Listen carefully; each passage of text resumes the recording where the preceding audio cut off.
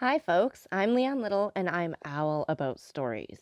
I read them, write them, watch them, anything with a story. I absolutely love it.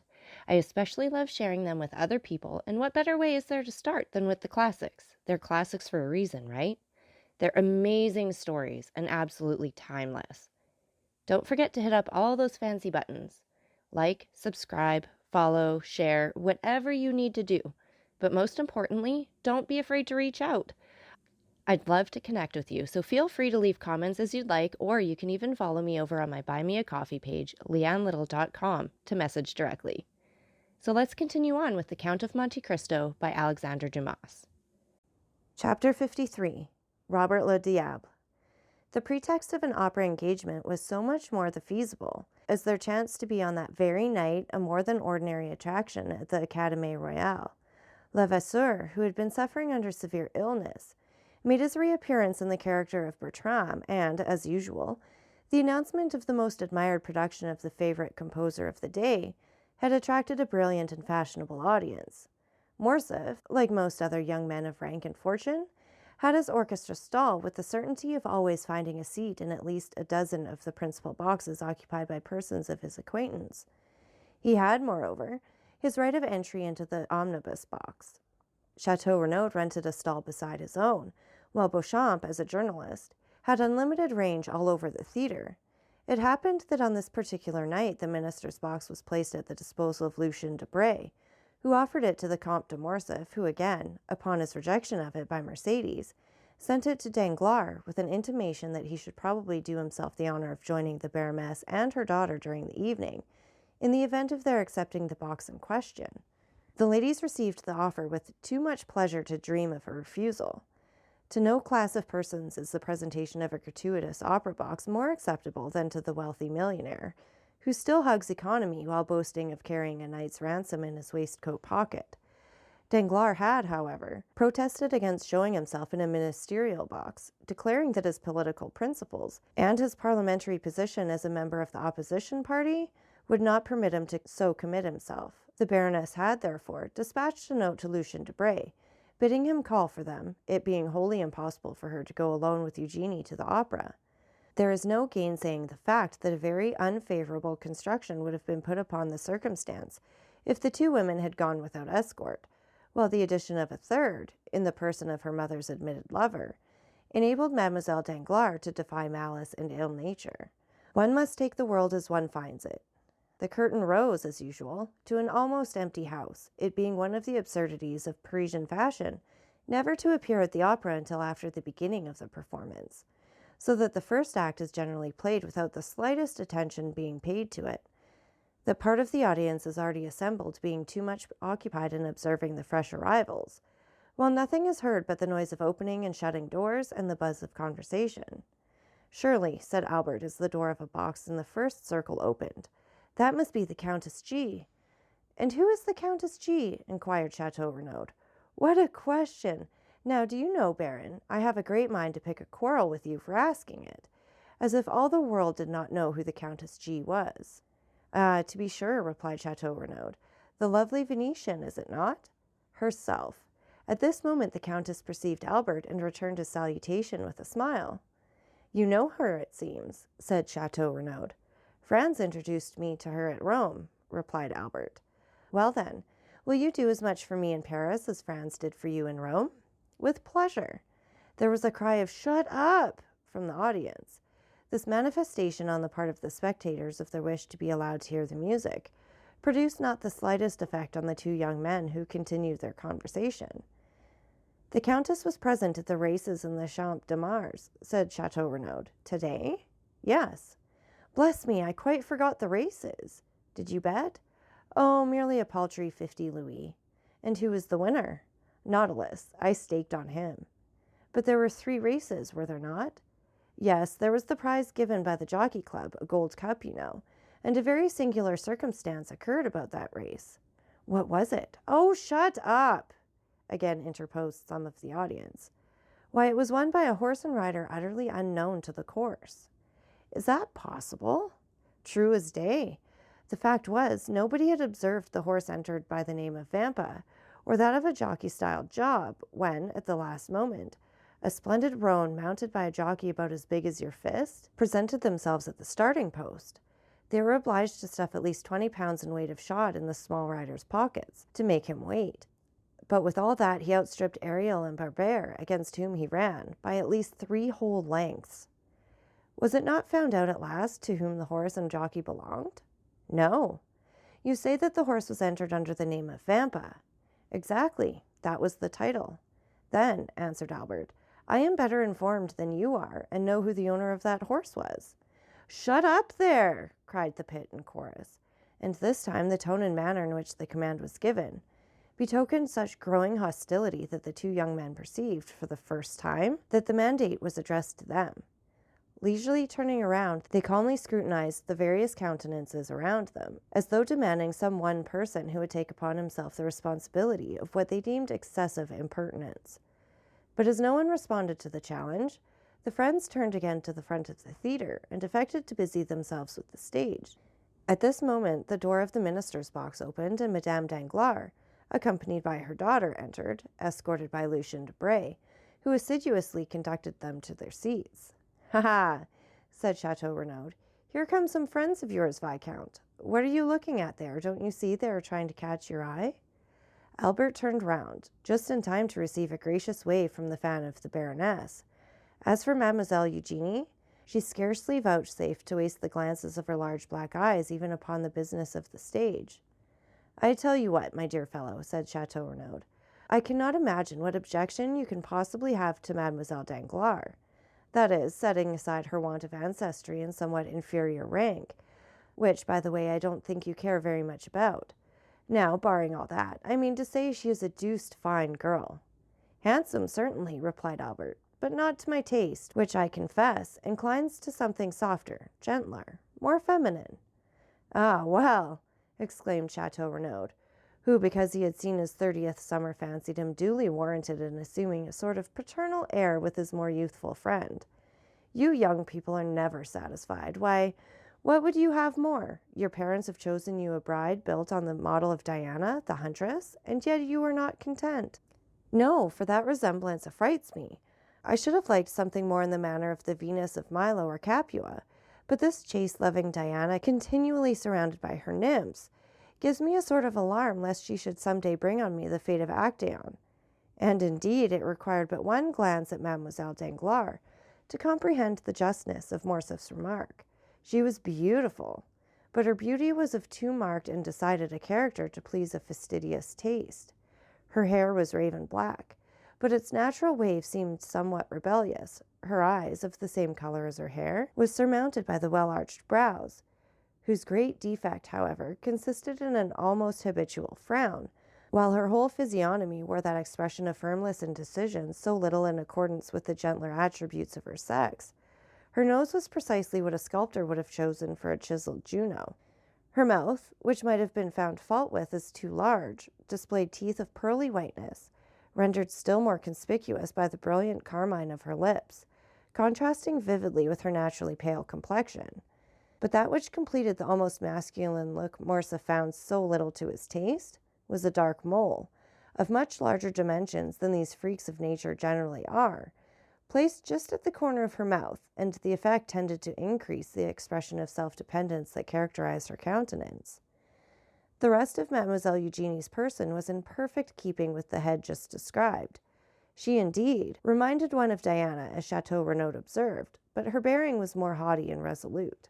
As regarded her attainments, the only fault to be found with them was the same as a fastidious connoisseur might have found with her beauty, that they were somewhat too erudite and masculine for so young a person. She was a perfect linguist, a first-rate artist, wrote poetry and composed music. To the study of the latter she professed to be entirely devoted, following it with an indefatigable perseverance, assisted by a schoolfellow, a young woman without fortune whose talent promised to develop into remarkable powers as a singer. It was rumored that she was an object of almost paternal interest to one of the principal composers of the day, who excited her to spare no pains in the cultivation of her voice, which might hereafter prove a source of wealth and independence. But this counsel effectually decided Mademoiselle Danglars never to commit herself by being seen in public with one destined for a theatrical life, and acting upon this principle, The banker's daughter, though perfectly willing to allow Mademoiselle Louise d'Armilly, that was the name of the young virtuosa, to practice with her through the day, took especial care not to be seen in her company.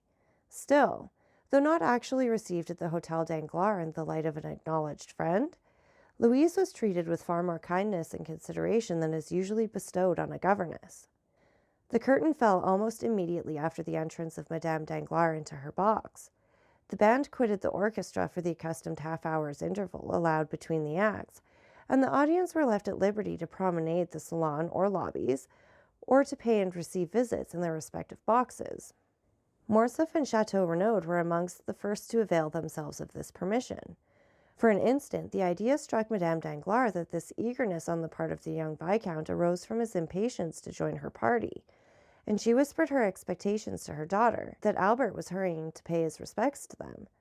Mademoiselle Eugénie, however, merely returned a dissenting movement of the head, while, with a cold smile, she directed the attention of her mother to an opposite box on the first circle, in which sat the Countess G., and where Morcerf had just made his appearance. "So we meet again, my travelling friend, do we?" cried the Countess, extending her hand to him with all the warmth and cordiality of an old acquaintance. "It was really very good of you to recognize me so quickly, and still more so to bestow your first visit on me." "Be assured," replied Albert, "that if I had been aware of your arrival in Paris and had known your address, I should have paid my respects to you before this. Allow me to introduce my friend, Baron de Chateau Renaud, one of the few true gentlemen now to be found in France, and from whom I have just learned that you were a spectator of the races in Champ de Mars yesterday." Chateau Renaud bowed to the Countess.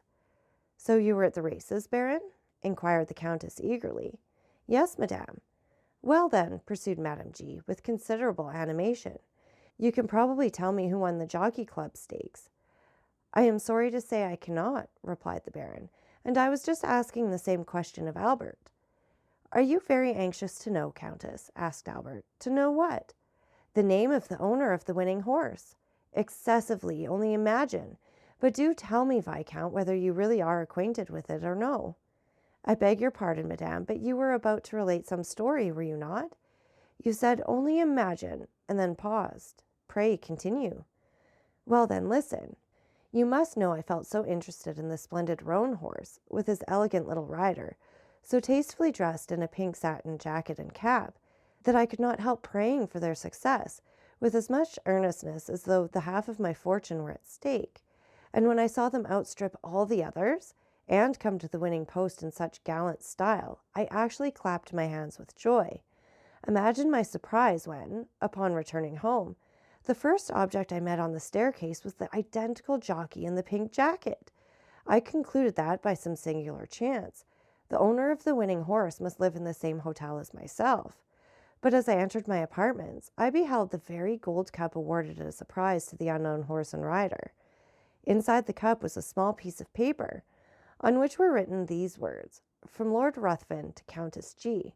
"Precisely, I was sure of it," said Morcerf. "Sure of what?" "That the owner of the horse was Lord Ruthven himself." "What Lord Ruthven do you mean?" "Why, our Lord Ruthven, the vampire of the Salle Argentina." "Is it possible?" exclaimed the Countess. "Is he here in Paris?" "To be sure, why not?" "And you visit him? Meet him at your own house and elsewhere?" "I assure you he is my most intimate friend, and Monsieur de Chateau Renaud has also had the honor of his acquaintance." "But why are you so sure of his being the winner of the Jockey Club prize? Was not the winning horse entered by the name of Vampa?" "What of that?" "Why, do you not recollect the name of the celebrated bandit by whom I was made prisoner?" "Oh, yes. And from whose hands the Count extricated me in so wonderful a manner." "To be sure, I remember it all now." "He called himself Vampa. You see, it's evident where the Count got the name." "But what could have been his motive for sending the cup to me?" "In the first place, because I had spoken much of you to him, as you may believe, and in the second, because he delighted to see a countrywoman take so lively an interest in his success. I trust and hope you never repeated to the Count all the foolish remarks we used to make about him. I should not like to affirm upon oath that I have not. Besides, his presenting you the cup under the name of Lord Ruthven— oh, but that is dreadful! Why, the man must owe me a fearful grudge. Does his action appear like that of an enemy? No, certainly not. Well, then. And so he is in Paris? Yes. And what effect does he produce? Why, said Albert, he was talked about for a week. Then the coronation of the Queen of England took place, followed by the theft of Mademoiselle Mars's diamonds, and so people talked of something else. My good fellow, said Chateau Renaud, the Count is your friend, and you treat him accordingly. Do not believe what Albert is telling you, Countess. So far from the sensation excited in the Parisian circles by the appearance of the Count of Monte Cristo having abated, I take upon myself to declare that it is as strong as ever. His first astounding act upon coming amongst us was to present a pair of horses, worth 32,000 francs, to Madame Danglars. His second, the almost miraculous preservation of Madame de Villefort's life. Now it seems that he has carried off the prize awarded by the Jockey Club. I therefore maintain, in spite of Morcerf, that not only is the Count the object of interest at this present moment, but also that he will continue to be so for a month longer if he pleases to exhibit an eccentricity of conduct which, after all, may be his ordinary mode of existence. Perhaps you're right, said Morcerf. Meanwhile, who is in the Russian ambassador's box? Which box do you mean? Asked the Countess. The one between the pillars on the first tier. It seems to have been fitted up entirely afresh. Did you observe anyone during the first act? Asked Chateau Renaud. Where? In that box. No, replied the Countess. It was certainly empty during the first act. Then, resuming the subject of their previous conversation, she said, and so you really believe it was your mysterious Count of Monte Cristo that gained the prize? I am sure of it. And who afterwards sent the cup to me? Undoubtedly. But I don't know him, said the Countess. I have a great mind to return it. Do no such thing, I beg of you. He would only send you another, formed of a magnificent sapphire hollowed out of a gigantic ruby. It is his way, and you must take him as you find him. At this moment the bell rang to announce the drawing up of the curtain for the second act. Albert rose to return to his place. Shall I see you again? Asked the Countess.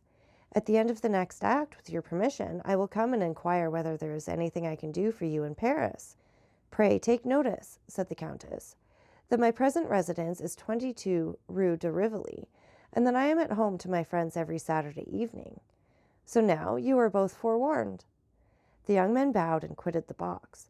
Upon reaching their stalls, they found the whole of the audience in the parterre standing up and directing their gaze toward the box formerly possessed by the Russian ambassador. A man from 35 to 40 years of age, dressed in deep black, had just entered, accompanied by a young woman dressed after the Eastern style. The lady was surpassingly beautiful, while the rich magnificence of her attire drew all eyes upon her. "Hullo," said Albert, "it is Monte Cristo and his Greek." The strangers were indeed no other than the Count and Haydée. In a few moments the young girl had attracted the attention of the whole house, and even the occupants of the boxes leaned forward to scrutinize her magnificent diamonds. The second act passed away during one continued buzz of voices, one deep whisper, intimating that some great and universally interesting event had occurred. All eyes, all thoughts were occupied with the young and beautiful woman, whose gorgeous apparel and splendid jewels made a most extraordinary spectacle. Upon this occasion, an unmistakable sign from Madame Danglars intimated her desire to see Albert in her box directly the curtain fell on the second act, and neither politeness nor good taste of Morcerf would permit his neglecting an invitation so unequivocally given. At the close of the act, he therefore went to the Baroness. Having bowed to the two ladies, he extended his hand to Debray. By the Baroness he was most graciously welcomed, while Eugenie received him with her accustomed coldness. "My dear fellow," said Debray, "you have come in the nick of time. There is Madame overwhelming me with questions respecting the Count. She insists upon it that I can tell her his birth, education, and parentage, where he came from, and whither he is going.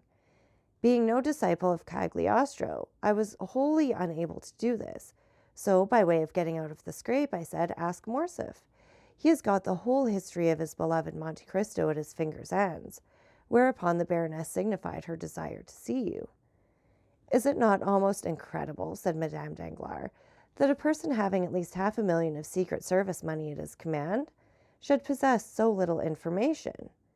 "Let me assure you, madame," said Lucien, that had I really the sum you mention at my disposal, I would employ it more profitably than troubling myself to obtain particulars respecting the Count of Monte Cristo, whose only merit in my eyes consists in his being twice as rich as the nabob. However, I have turned the business over to Morcerf, so pray, settle it with him as it may be most agreeable to you. For my own part, I care nothing about the Count or his mysterious doings. I am very sure no nabob would have sent me a pair of horses worth 32,000 francs, wearing on their heads 4 diamonds valued at 5,000 francs each. He seems to have a mania for diamonds, said Morcerf, smiling, and I verily believe that, like Potemkin, he keeps his pocket filled, for the sake of strewing them along the road as Tom Thumb did his flintstones. Perhaps he has discovered some mine, said Madame Danglars. I suppose you know he has an order for unlimited credit on the Baron's banking establishment. I was not aware of it, replied Albert, but I can readily believe it. And further, that he states to Monsieur Danglars his intention of only staying in Paris a year, during which time he proposed to spend 6 millions. He must be the Shah of Persia, traveling incog. Have you noticed the remarkable beauty of the young woman, Monsieur Lucien? Inquired Eugenie. I really never met with one woman so ready to do justice to the charms of another as yourself, responded Lucien, raising his lorgnette to his eye. A most lovely creature, upon my soul, was his verdict. Who is this young person, Monsieur de Morcerf? Inquired Eugenie. Does anybody know? Mademoiselle, said Albert, replying to this direct appeal, I can give you very exact information on that subject, as well as on most points relative to the mysterious person of whom we are now conversing. The young woman is a Greek. So, should I suppose by her dress, if you know no more than that, everyone here is as well informed as yourself? I am extremely sorry you find me so ignorant as Cicerone, replied Morcerf, but I am reluctantly obliged to confess I have nothing further to communicate. Yes, stay. I do know one more thing, namely, that she is a musician. For one day when I chanced to be breakfasting with the Count, I heard the sound of a guzla. It is impossible that it could have been touched by any other finger than her own. Then your Count entertains visitors, does he? Asked Madame Danglars. Indeed he does, and in a most lavish manner, I can assure you. I must try and persuade Monsieur Danglars to invite him to a ball or dinner or something of the sort, that he may be compelled to ask us in return. What? Said Debray, laughing. Do you really mean you would go to his house? Why not? My husband could accompany me. But do you know this mysterious Count is a bachelor? You have ample proof to the contrary if you look opposite, said the Baroness as she laughingly pointed to the beautiful Greek. No, no, exclaimed Debray. That girl is not his wife.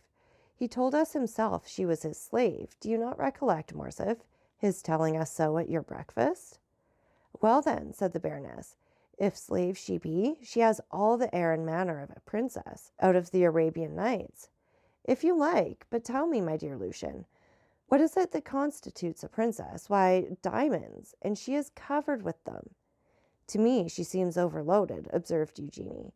She would look far better if she wore fewer, and we should then be able to see her finely formed throat and wrists. See how the artist peeps out, exclaimed Madame Danglars. My poor Eugenie, you must conceal your passion for the fine arts. I admire all that is beautiful, returned the young lady. What do you think of the Count? Inquired Debray. He is not much amiss, according to my ideas of good looks. The Count, repeated Eugenie, as though it had not occurred to her to observe him sooner. The Count? Oh, he is so dreadfully pale. I quite agree with you, said Morcerf. And the secret of that very pallor is what we want to find out. The Countess G insists upon it that he is a vampire. Then the Countess G has returned to Paris, has she? Inquired the Baroness. Is that she, mamma? Asked Eugenie, almost opposite to us with that profusion of beautiful light hair. Yes, said Madame Danglars, that is she. Shall I tell you what you ought to do, Morcerf? Command me, madame. Well, then, you should go and bring your Count of Monte Cristo to us. What for? Asked Eugenie. What for? Why, to converse with him, of course. Have you really no desire to meet him? None whatsoever, replied Eugenie. Strange child, murmured the Baroness. He will very probably come of his own accord, said Morcerf. There, do you see, madame? He recognizes you and bows. The Baroness returned the salute in the most smiling and graceful manner. Well, said Morcerf, I may well be as magnanimous and tear myself away to forward your wishes. Adieu. I will go and try to see if there are any means of speaking to him. Go straight to his box. That will be the simplest plan. But I have never been presented. Presented to whom? To the beautiful Greek. You say she is only a slave. While you assert that she is a queen, or at least a princess, no, I hope that when he sees me leave you, he will come out. That is possible. Go.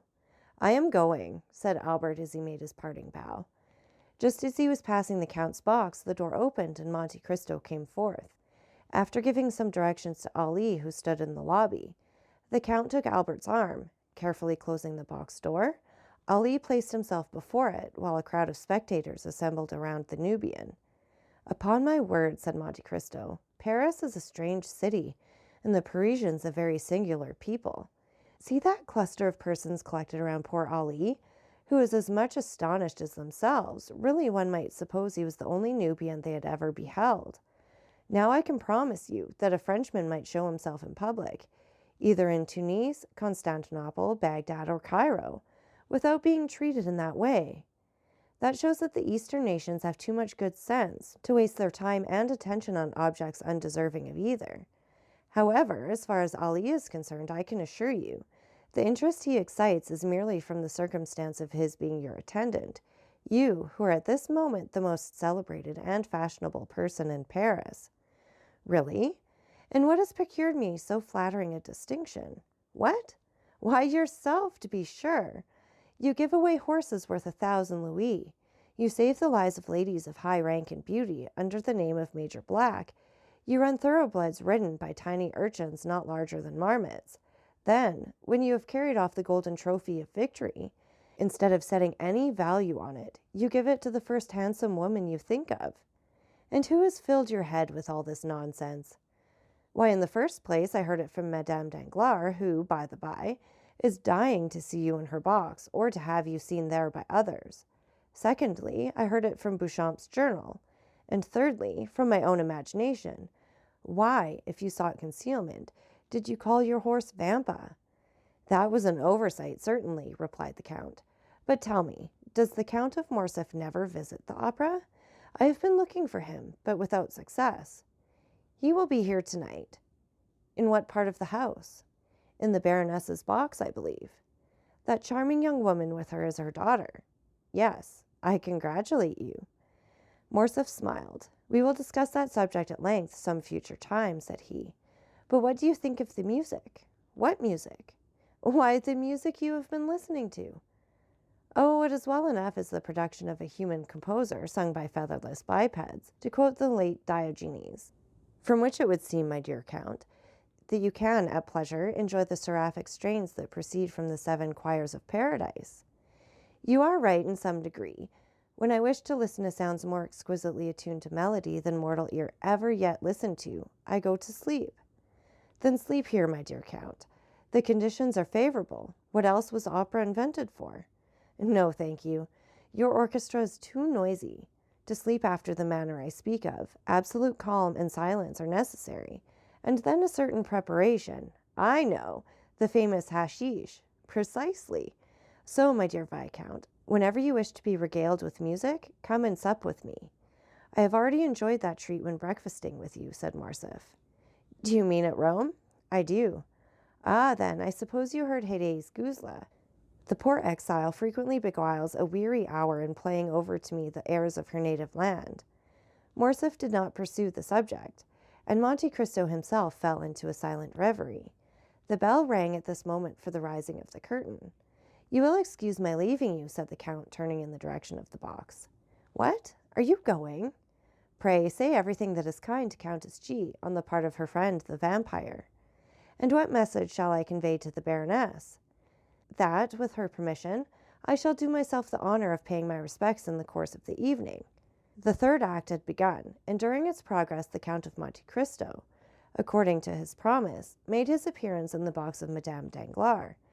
The Count of Morcerf was not a person to excite either interest or curiosity in a place of public amusement. His presence, therefore, was wholly unnoticed, save by the occupants of the box in which he had just seated himself.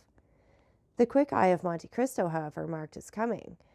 and a slight, though meaning smile passed over his lips. Haydée, whose soul seemed centered in the business of the stage, like all unsophisticated natures, delighted in whatever addressed itself to the eye or ear. The third act passed off as usual. Mademoiselle Noblet, Julia, and Leroux executed the customary pirouettes. Robert duly challenged the Prince of Granada, and the royal father of the Princess Isabella, taking his daughter by the hand, swept around the stage with majestic strides, the better to display the rich folds of his velvet robe and mantle, after which the curtain again fell, and the spectators poured forth from the theatre into the lobbies and salon. The Count left his box, and a moment later was saluting the Baronne Danglars, who could not restrain a cry of mingled pleasure and surprise. "You are welcome, Count," she exclaimed as he entered. "I have been most anxious to see you, that I might repeat orally the thanks writing can so ill express. Surely so trifling a circumstance cannot deserve a place in your remembrance. Believe me, madame, I had entirely forgotten it.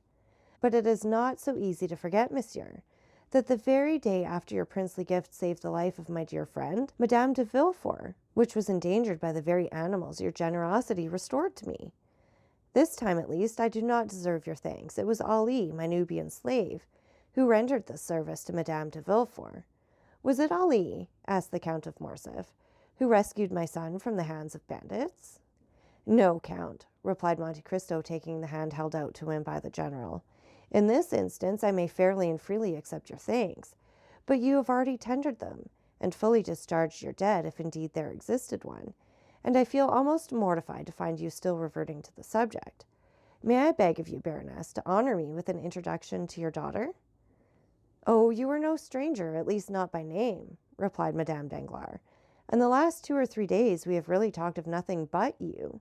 Eugenie," continued the Baroness, turning towards her daughter, "this is the Count of Monte Cristo." The Count bowed, while Mademoiselle Danglars bent her head slightly. "You have a charming young person with you tonight, Count," said Eugenie. "Is she your daughter?" "No, mademoiselle," said Monte Cristo, astonished at the coolness and freedom of the question. "She is a poor unfortunate Greek left under my care." "And what is her name?" "Haydée," replied Monte Cristo. "A Greek," murmured the Count of Morcerf. "Yes, indeed, Count," said Madame Danglars. "And tell me, did you ever see at the court of Ali Tepelini, whom you so gloriously and valiantly served, a more exquisite beauty or richer costume?" "Did I hear rightly, monsieur," said Monte Cristo, "that you served at Yanina?" "I was inspector general of the Pasha's troops," replied Morcerf, "and it is no secret that I owe my fortune, such as it is, to the liberality of the illustrious Albanese chief." "But look," exclaimed Madame Danglars. "Where?" stammered Morcerf. "There," said Monte Cristo, placing his arms round the Count, and leaning with him over the front of the box, just as Haydée, whose eyes were occupied in examining the theatre in search of her guardian, perceived his pale features close to Morcerf's face. It was as if the young girl beheld the head of Medusa. She bent forwards as though to assure herself of the reality of what she saw, then, uttering a faint cry, threw herself back in her seat. The sound was heard by the people about Ali, who instantly opened the box door. "Why, Count," exclaimed Eugenie, "what has happened to your ward? She seems to have been taken suddenly ill." "Very probably," answered the Count. "But do not be alarmed on her account. Haydée's nervous system is delicately organized, and she is peculiarly susceptible to the odors of even flowers. Nay, there are some which cause her to faint if brought into her presence. However," continued Monte Cristo, drawing a small vial from his pocket, "I have an infallible remedy." So saying, he bowed to the Baroness and her daughter, exchanged a parting shake of the hand with Debray and the Count, and left Madame Danglars' box. Upon his return to Haydée, he found her still very pale. As soon as she saw him, she seized his hand. Her own hands were moist and icy cold. "Who was it you were talking with over there?" she asked. "With the Count of Morcerf," answered Monte Cristo. "He tells me he served your illustrious father, and that he owes his fortune to him." "Wretch!" exclaimed Haydée, her eyes flashing with rage. "He sold my father to the Turks, and the fortune he boasts of was the price of his treachery. Did you not know that, my dear lord?" "Something of this I heard in Epirus," said Monte Cristo, "but the particulars are still unknown to me. You shall relate them to me, my child. They are, no doubt, both curious and interesting." "Yes, yes, but let us go. I feel as though it would kill me to remain long near that dreadful man." So saying, Heyday arose, and wrapping herself in her burnous of white cashmere embroidered with pearls and coral, she hastily quitted the box at the moment when the curtain was rising upon the fourth act. "Do you observe," said the Countess G. to Albert, who had returned to her side, "that man does nothing like other people. He listens most devoutly to the third act of Robert le Diable, and when the fourth begins, takes his departure." So that's it for this chapter. And again, take a minute to like, subscribe, and share. And don't forget that I love hearing from all of you. So please leave any comments you'd like, or you can follow me over on my Buy Me a Coffee page, leannelittle.com. That's LIANELITTLE.com. And thank you so much for listening. Remember, it's Owl about the story. Have a great day.